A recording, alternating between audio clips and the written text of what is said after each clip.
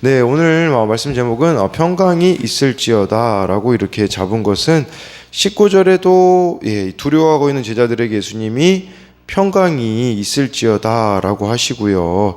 또 한번 여기 21절에 보면 너희에게 평강이 있을지어다. 이제는 예수님을 전해야 되는 상황이거든요. 근데 유대인들을 보면 두렵잖아요. 그래서 제자들 가운데는 평강이 없었는데 예수님은 성령을 보내실 것이기 때문에 우리가 또 평강을 누릴 수 있다라고 말씀해주고 있습니다. 그래서 우리 19절 20절을 보면요, 이날 곧 안식 후 첫날 저녁 때에 제자들이 유대인들을 두려워하여 모인 곳들의 문을 닫았더니 예수께서 오사 가운데 서서 이르시되 너희에게 평강이 있을지어다. 이 말씀을 하시고 손과 옆구리를 보이시니 제자들이 주를 보고 기뻐하더라 라고 말씀해주고 있어요. 19절에 보면 안식 후 첫날 저녁이기 때문에 그 주일 저녁이에요. 일요일 저녁에 제자들이 유대인들을 두려워하여 모인 곳들의 문을 닫았다고 이렇게 말씀해주고 있어요. 왜 그랬을까요? 두 가지 때문이죠. 죄책감과 두려움 때문에 이렇게 문들을 닫았더니 라고 나와 있잖아요.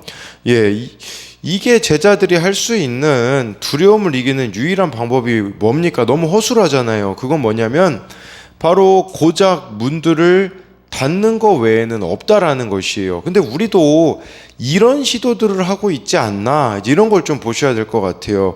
이 두려움의 문제를 해결하기 위해서 고작 하는 것은요, 문들을 닫는 것이에요. 그러니까 자기를 지킨다고 마음의 문들을 닫는 사람들이 얼마나 많은지 모릅니다. 그래서 사람들에 대해서도 마음의 문들을 닫고 예수님에 대하여서도 마음의 문을 닫는 자들이 너무 많이 있습니다. 그렇게 닫는다고 해서 해결되어질 수는 없다라는 것이죠. 어떻게 해야 이 두려움의 문제, 죄책감의 문제가 해결될 수 있습니까? 19절에 나와 있듯이 예수께서 오사, 이게 답이라는 거죠.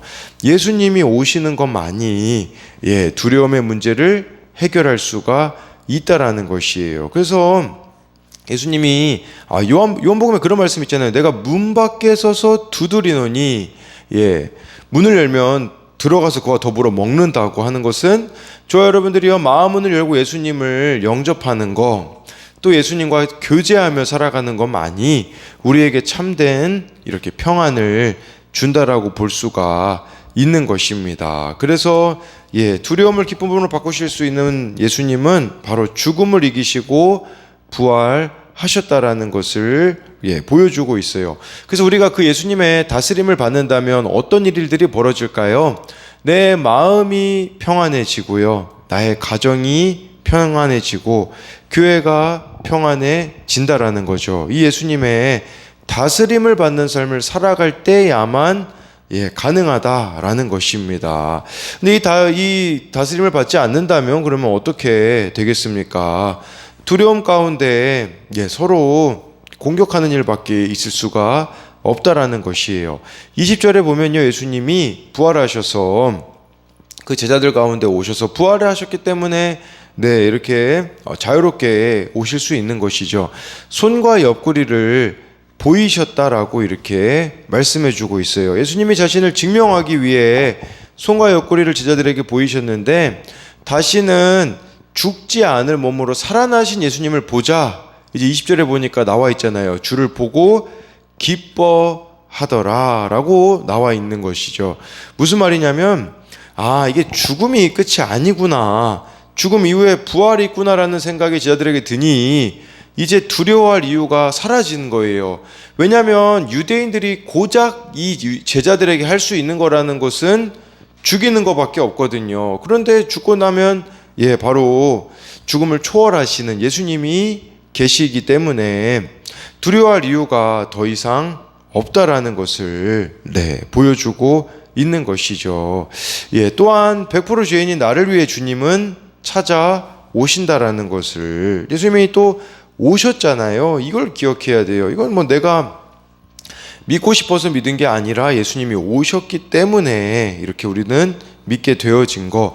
죄 때문에 나는 주님을 버릴지라도 주님은 결코 나를 버리지 않으시고 찾아오셔서 기쁨을 주신다는 거예요. 그래서 이것에 대한 적용은 나는 죄책감이 들 때 두려워 숨습니까? 아니면 주께 나아갑니까? 제자들처럼 죄책감과 두려움에 떨며 하나님에게도 사람에게도 마음의 문을 닫고 있지는 않습니까? 우리나라에 참 많은 분들이 또 이렇게 우울증을 겪고 있는 것도 이 마음의 문들을 두려움 때문에 닫고 있기 때문은 아니겠습니까? 21절부터 23절을 보면요, 예수께서 또 이르시되 너희에게 평강이 있을지어다. 아버지께서 나를 보내신 것 같이 나도 너희를 보내노라. 이 말씀을 하시고 그들을 향하여 숨을 내쉬며 이르시되 성령을 받으라.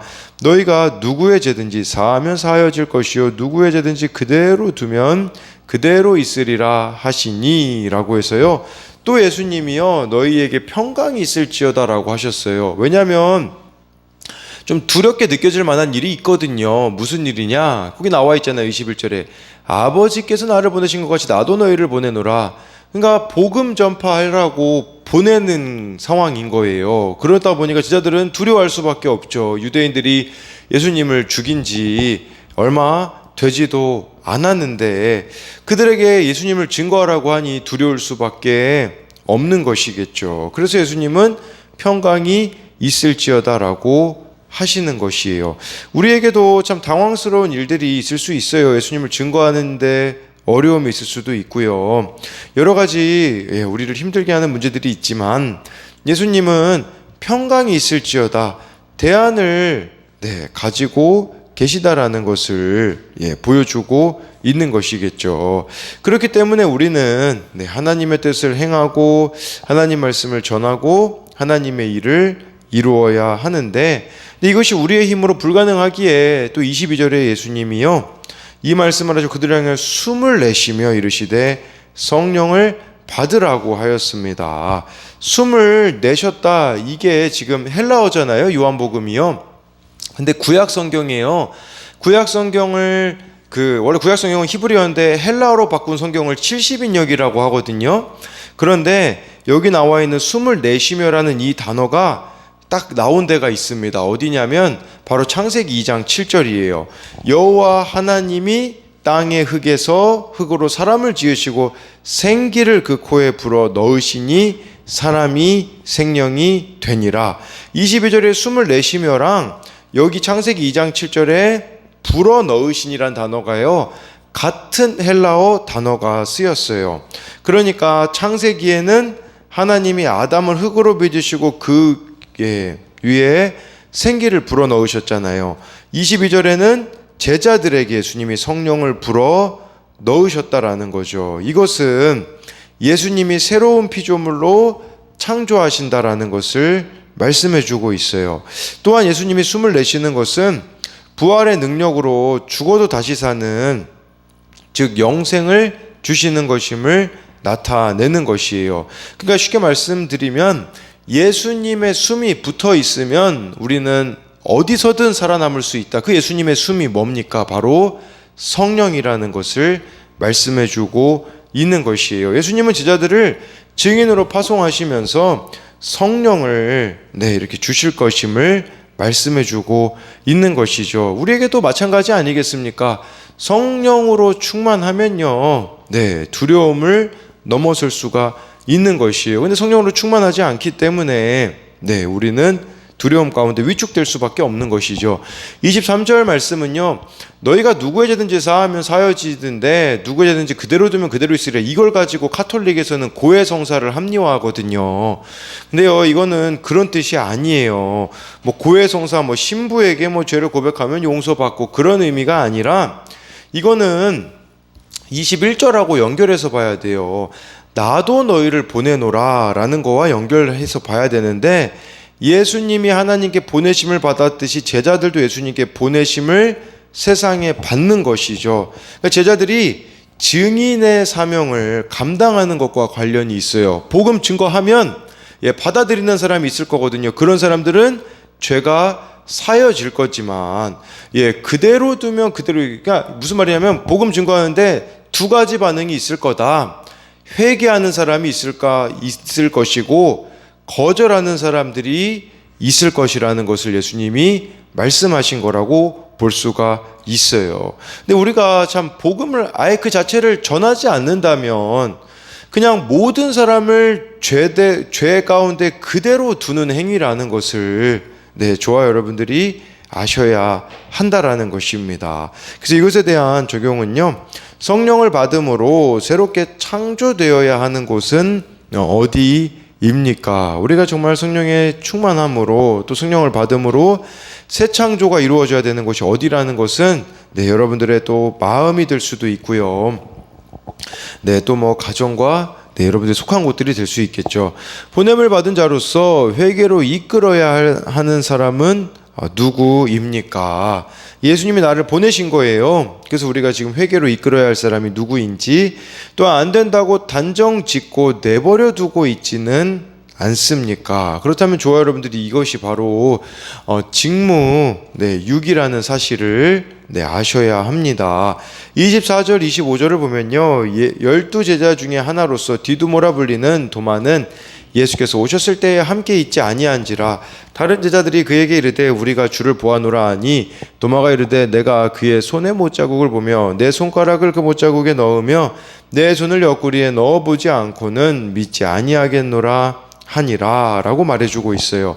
24절에 보면요, 이 도마는요, 예수님이 이렇게 부활하시고 안식 후 첫날 주일 저녁에 오셨을 때 그 현장에 없었다라는 거죠. 그래서 25절에 보면 다른 제자들이 우리는 예수님 만났다, 부활의 주님 만났다라고 하니까 도마는 손에 그 못자국에 그 손가락을 또 옆구리에는 창자국에 손을 넣어본 후에 믿겠다라고 이렇게 말하고 있어요. 도마는요, 예수님이 생전에 하셨던 말씀을 전혀 기억하지 못하니까 이런 소리를 하고 있는 거예요. 그래서 표적을 구하고 있거든요. 이것은 우리들에게는 어떤 의미가 있냐면, 우리가 예수님의 말씀에 무지하면요, 무당 믿듯이 예수님 믿는 사람들이 너무 많아요. 그러니까 기적 같은 일들만 이렇게 바라는 거겠죠. 말씀에 무지하면 이렇게 기적 같은 일들만 바란다라는 사실이에요. 그러다 보니까 어떤 걸 요구하는 줄 아세요? 도마처럼 요구하는 게 내 환경을 변화시켜 주시면 제가 믿을게요. 특별한 환상으로 직접 체험할 수 있게 해주지 않으면 안 믿겠습니다라고 말하는 것이죠. 그러나 진짜 표적은 말씀이 깨달아지고 오늘 나에게 주시는 주님의 음성으로 들려지는 것이 진짜 표적이자 기적이라는 것을 아셔야 합니다. 진짜 기적은요, 목자이신 주님의 음성을 들으며 살아가는 것 그 자체가 기적의 삶이라는 것을 저와 여러분들이 알아야 한다라는 거죠. 그래서 이것에 대한 적용도 말씀에 무지하여서 그저 기적과 같은 일들만 바라고 있지는 않습니까? 26, 27절에 보니까요, 여드레를 지나서 제자들이 다시 집 안에 있을 때에 도마도 함께 있고 문들이 닫혔는데 예수께서 오사 가운데 서서 이르시되 너희에게 평강이 있을지어다 하시고 도마에게 이르시되 내 손가락을 이리 내밀어 내 손을 보고 내 손을 내밀어 내 옆구리에 넣어보라. 그리하여 믿음 없는 자가 되지 말고 믿는 자가 되라 라고 해서요, 26절에 여드레를 지났는데 이것은요, 일반적인 관습으로 보면 7일 후로 보는 게, 그러니까 첫날과 마지막 날을 모두 계산해 그 당시에 넣었기 때문에 여드레니까 8일 후가 아니라 실제는 7일 후라는 뜻입니다. 그래서 바로 그 다음 주일에 일요일에 이렇게 제자들이 모여 있을 때에 도마도 함께 있고 문들이 닫혀 있을 때 예수님이 그때 또 오셔서 평강이 있을지어다. 지금 세 번째 오늘 본문에서만 예수님이 말씀해주고 있는 것이죠.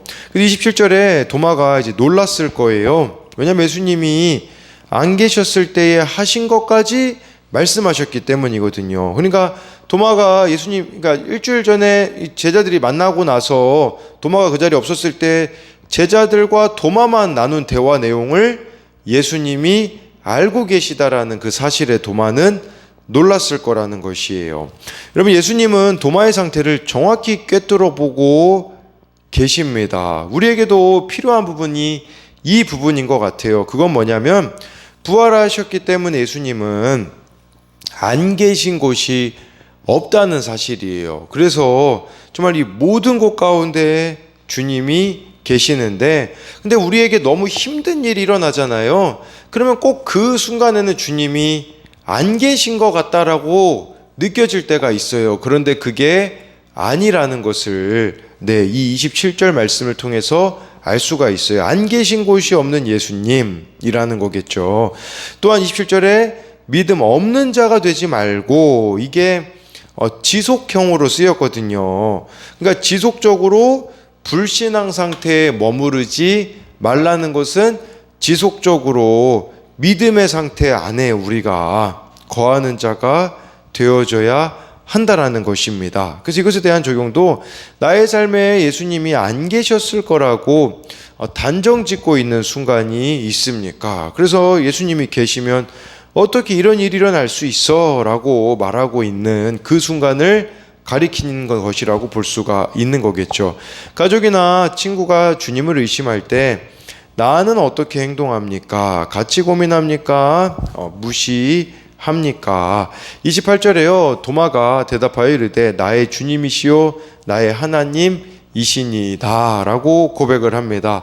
도마의 신앙 고백이에요. 즉 예수님이 하나님의 아들 메시아라는 사실, 또한 나의 주님 나의 하나님이라고 고백한다라는 것은 무슨 말일까요? 여러분들에게 쉽게 말씀드리면 이제는 내 삶을 갈아엎겠습니다, 그 뜻이에요. 그럼 우리도 이 고백이 있어야 돼요. 예수님이 나의 주 나의 하나님이라면 내 삶의 왕이시기 때문에 나의 가치관, 나의 삶의 방식, 나의 생각, 나의 감정을 갈아엎는 자가 되어줘야 된다라는 것이에요. 그렇게 갈아엎어지니 어떻게 됩니까? 두려움이라는 게 사라지게 되어지는 것이겠죠. 이 확신이 생기니까 도마는 나중에 어떻게 된 줄 아십니까? 시리아와 인도에 보면요, 마르 도마 교회가 있습니다. 이 마르 도마 교회는 사도 도마가 세웠다고 알려지는 교회인데, 도마는 이 부활의 주님을 만나는 그 감격으로 인하여서 인도까지 가서 복음을 전하다가 순교한 자가 되었다라는 것이에요. 부활의 가장 큰 증거가 뭔지 아십니까? 바로 여러분입니다.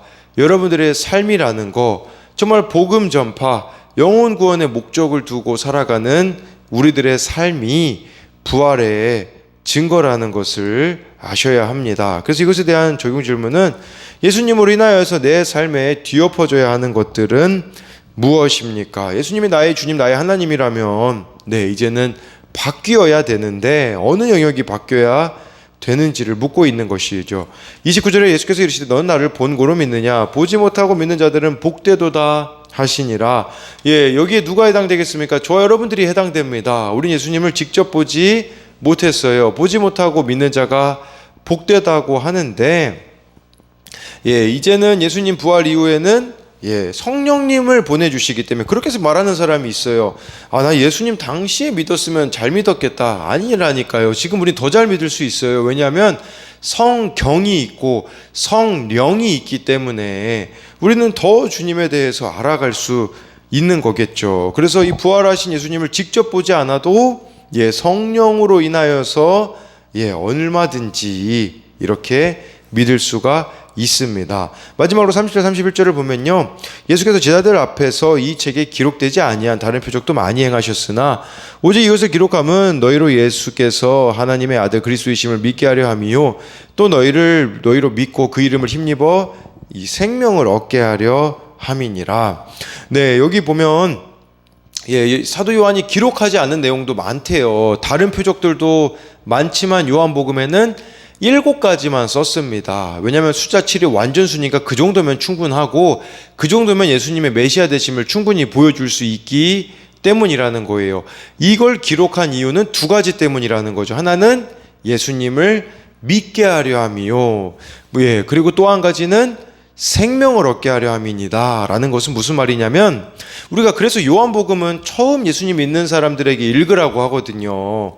이것은 저와 여러분들이 예수님을 믿게 하려 합니다. 우리가 성경을 읽는 것도요, 예수님을 믿어지게 되는 것이고, 두 번째는요, 생명을 얻게 하려 함이라 라는 것은 말씀을 통해서 예수님과 교제함으로 영생을 계속해서 얻어가야, 영생을 누리는 삶을 살아가야 된다라는 것을 말씀해 주고 있어요.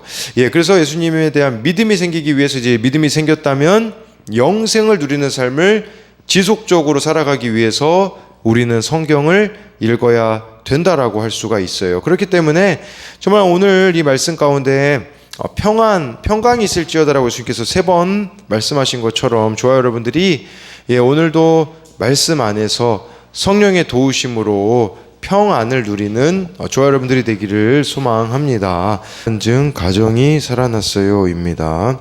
아버지가 폐암으로 일찍 돌아가시면서 어머니는 홀로 저희 3남매를 키우셨습니다. 어머니의 믿음으로 저도 신앙 안에서 자랐지만 힘든 환경 속에서 오로지 성공해야 한다는 일념으로 열심히 살았습니다. 그 결과 외국계 기업에 입사하여 세상에서 인정받는 삶을 살았습니다. 이 어릴 때부터 같은 교회에 다니던 여자친구를 만나 어머니를 함께 모시고 살기로 약속하고 결혼했습니다. 그리고 이제 행복한 일만 기다리고 있을 것 같았습니다. 하지만 아내의 우울증이라는 고난이 찾아왔습니다. 저는 하루에도 몇 번씩 감정 기복을 겪으며 힘들어하는 아내가 이해되지 않았습니다. 그래서 아내의 입에서 어머니라는 말만 나오면 분을 내며 소리 질렀고 아내도 이에 질세라 같이 소리 지르며 다투는 일이 잦아졌습니다. 그러면서도 저희 부부는 이런 상황이 교회에 알려지면 어떡하나 두려워하면서 속으로 끙끙 앓았습니다. 그러던 중 아내가 지인의 소개를 받아 한 교회 소그룹 모임에 찾아갔습니다. 그리고 그곳에서 자기 이야기를 솔직히 나누며 믿음을 회복하게 되었습니다. 하지만 저는 도마처럼 거기 지질한 얘기를 하면 상황이 달라지냐? 그렇게 문제를 해결하려 하지 말고 열심히 노력해서 삶을 바꿔라 하며 아내의 말을 믿지 않았습니다. 그렇지만 아내는 공동체에서 말씀 앞에 우리 모습을 솔직히 나눠야 살 수 있어요 라며 제가 모임에 참석하도록 권유했습니다. 그렇게 4년 만에 아내와 함께 부부 소그룹 모임에 처음 참석한 날 저는 허름한 한옥에서 나이 지긋한 어르신들의 따뜻한 밥 한 끼 대접을 받았습니다. 그리고 그날 모임에서 받은 은혜와 나눔을 계기로 저희 부부는 관계가 조금씩 회복되어 복된 인생을 살게 되었습니다. 저 역시 소그룹 리더가 된 지금 처음 소그룹 모임에 참석하여 받은 환대를 늘 기억함으로 지체들을 섬기고 하루하루 말씀으로 살아내길 기도합니다. 적용하기입니다.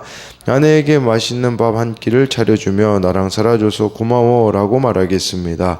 교회 소그룹 지체들에게 안부 전화를 하고 오늘 큐티한 내용을 나누겠습니다.